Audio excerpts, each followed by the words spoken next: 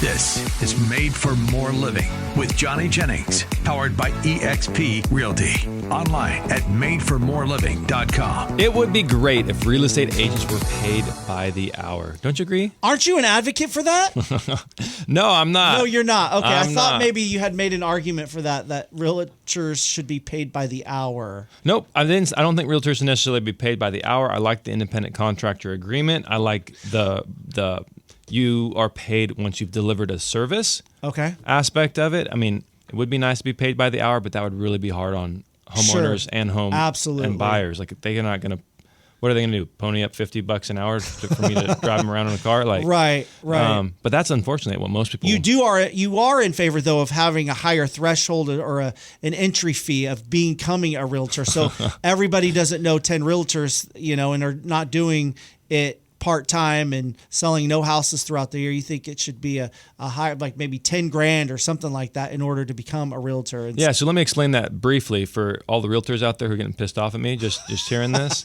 And that's the goal of this show. That's the goal. How much can we get Johnny Jennings pissed off? If you're mad, how many people can we get pissed off at Johnny Jennings? If you're mad, Matt's doing his job. That's right. Oh my gosh. No. So basically, I was talking with one of I have two coaches for business, and I was talking to one of them, and he told me that the licensing fees for his for the product he uses is over $20,000 a year. Wow.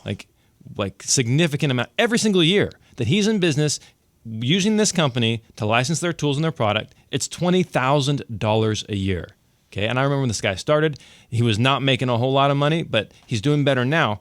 But so when I say $10,000 a year should be the dues to be a real estate agent, the goal is not to hurt real estate agents. It's to help them and to help the consumer.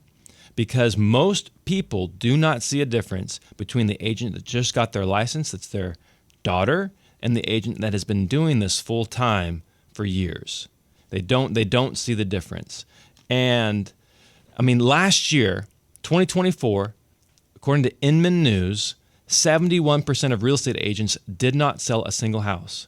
So what I'm hearing is 70 out of 100 agents are going to soccer games, are going to their church, are going to family functions, and telling everybody they're a real estate agent when they didn't even sell a single home. That is dangerous. That is borderline unethical. If you are a pretender, I don't think you should be telling people that. Like, if you're not, so let's say you're giving the industry a bad name. You're giving the industry a bad name, and sometimes we're ranked below used car salesmen and lawyers. Yeah. Like, the reason why is because you're running into a bunch of pretenders. You're not running into the professionals.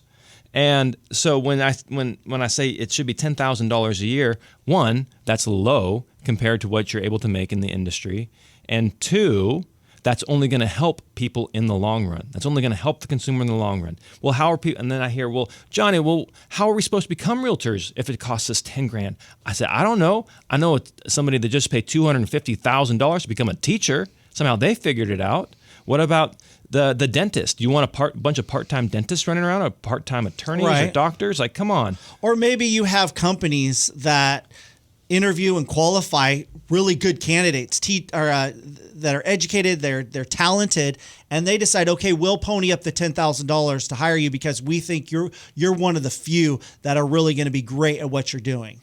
So to become an EMT, I think it's over $10,000. Those people make like barely above minimum wage. EMTs? Yes, they are not well paid, and it costs them thousands of dollars to get their training, and yet a realtor can get licensed for $1,500. Like, we're talking about granted, it's not life-saving. You're not saving anybody's life in real estate, but we're talking about people's potentially their entire retirement, their nest egg, their livelihood. This is where, like, come on, this is not a job for a part-timer. Let's create a bar. But anyways, I hear you. So where were we going with this originally? Where we were going with this originally was agents are not paid by the hour.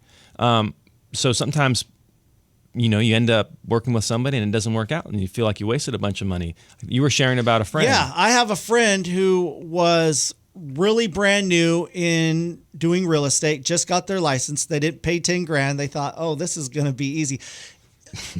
Long story short, she took a bunch of people out to see homes, you know, over multiple days, spending gas money. Yep. And this happened multiple times. Sure. She did not make sure they were pre-approved or ready or qualified to buy a home. And so she invested a lot of time. She was so frustrated at the end of it to find out they did not have the money to purchase a home, and they didn't have the qualifications.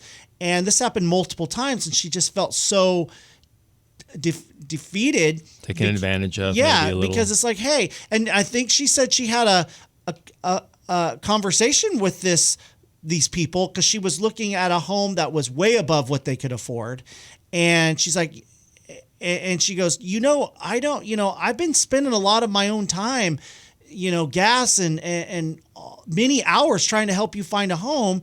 And now you're telling me you might not be ready. I don't get paid. I'm not getting paid to do this, Yeah. The only way I get paid is if you buy a home. And now you're saying you're not be qualified and you're not ready. So I just wasted all this time. So she was really frustrated. Sounds like she should have joined the Made for More team and gone through our training. And what would she have learned there? So what she would have learned is, first of all, if you're going to, so the letter of the law states that if you're going to take somebody out and show them houses, they have to sign a buyer broker with you. Oh, really? Yeah, it's a new Oh, it's thing. a new thing. Okay. August 17th, 2024 kind of went into effect. But so one part of that, but in doing that, you end up having these conversations with people that really you identify where it is they're looking to go, why they're moving, what's their financial ability, what it is you're going to do for them, what it is they expect from you. Like just having that intro conversation rather than just throwing somebody in a car and they texted you some houses. Like in her situation, she got all excited. She's brand new. All right, I've got a customer.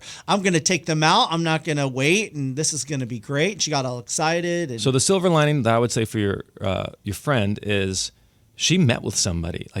Like a typical lead can cost. It can cost as low as like $7. Like a lead being somebody who's like raised their hand. They're interested in doing something like say buying a house. Mm-hmm. It can be as cheap as $7.